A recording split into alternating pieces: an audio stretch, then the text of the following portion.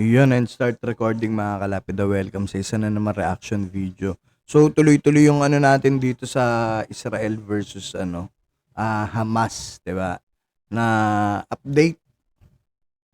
Nakalagay dito tong Israel Defense Force ba to? Strike 750 targets in Gaza overnight ha. Grabe no. Pero, pero, ah sa title nito, live kasi itong pinapanood natin ngayon eh. Israel tells Palestinians to evacuate from northern Gaza Strip.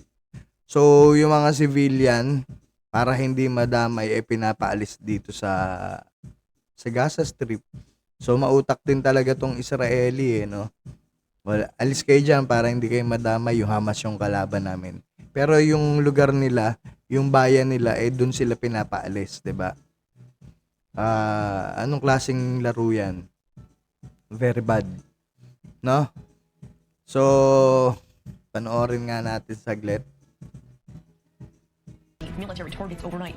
The IDF also recently struck 5 residential homes that allegedly house members of Hamas, including the brother of Hamas chief Yahya Alam niyo Sinwar. yung Israeli military has now warned. napanood niyo yung London Has Fallen, yung simulang part ng movie na yon, 'di ba? Yung target nila, 'di ba? Nasa ere yung tas sinulugan lang ng bomba, tas patay lahat yung kinasal, patay lahat ng kamag-anak. Pero nakaligtas yung yung pinaka-master, ay yung pinaka-pinuno. Pagkatapos naghigante, 'di ba? Pinasabog yung mga delegate ng mga iba't ibang bansa sa London.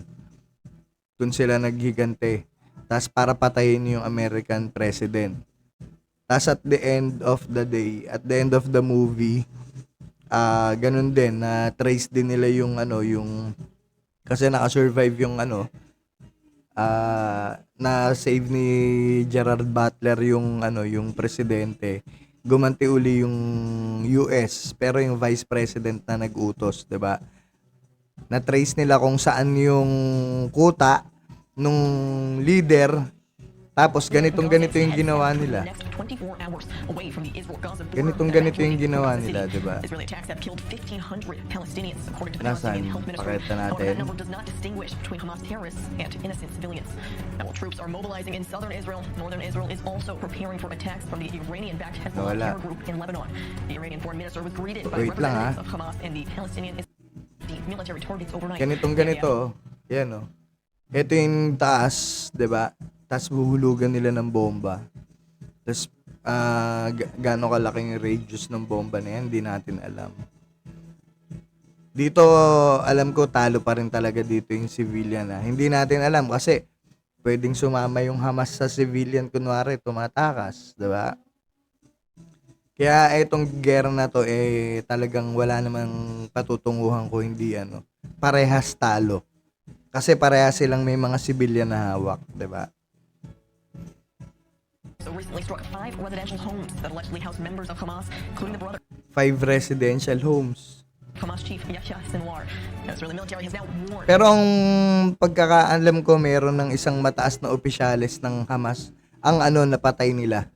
1 million Gazans to head south within the next 24 hours away from the Israel-Gaza border and evacuating from Gaza City. Israeli attacks have killed 1,500 Palestinians, according to the Palestinian Health Ministry. Grabe. However, that number does not distinguish between Hamas terrorists and innocent civilians. Troops are mobilizing in southern Israel. Northern Israel is also preparing for attacks from the Iranian-backed Hezbollah terror group. Ayan.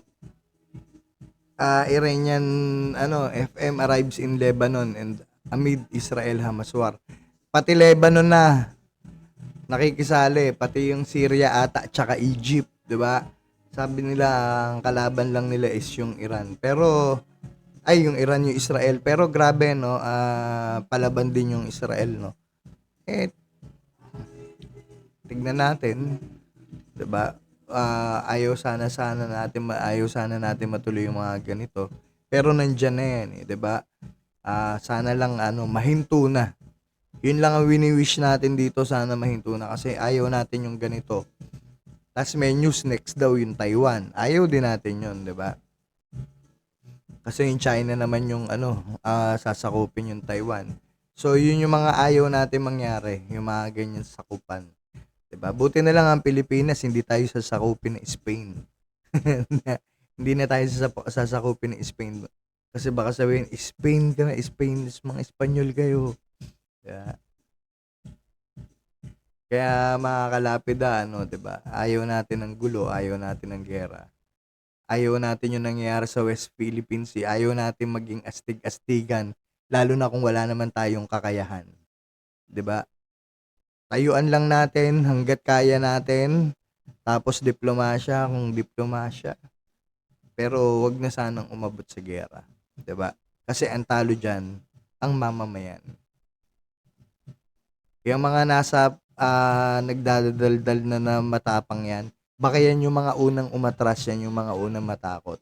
Okay? So, ito muna mga kalapida, pwede nyo panoorin dito kasi baka makaka-copyright na naman ako, wala na tayong channel. 'Di ba? Live to I24 News, live to, live feed. Ayan, oh.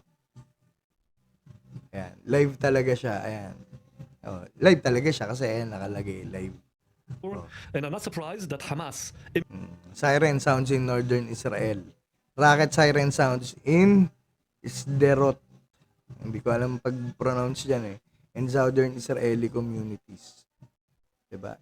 So nandun na yung mga nagpapalipad, 'di ba? So ingat-ingat, may mga kamag-anak din tayo sa Israel, 'di ba? Hindi pa natin na-chat. So kumustahin natin sila, sana okay din sila. So yun muna mga kalapida, ingat din kayo. Kasi hindi biro itong mga ganitong sitwasyon, di ba? Ang sarap-sarap ng buhay natin, tapos bigla na lang magugulat kayo. Yung parang pinakita ko, nagpa-party-party lang, no? Tapos bigla na lang may magpapasabog ng mga missile dun sa venue. Di ba? Ayaw natin mangyari yun, di ba? So, yun muna mga kalapida at maraming salamat. Subscribe kayo, tsaka paki-like yung video natin kung gusto nyo, syempre. Hit the notification bell para ma-notify kayo. And stop recording.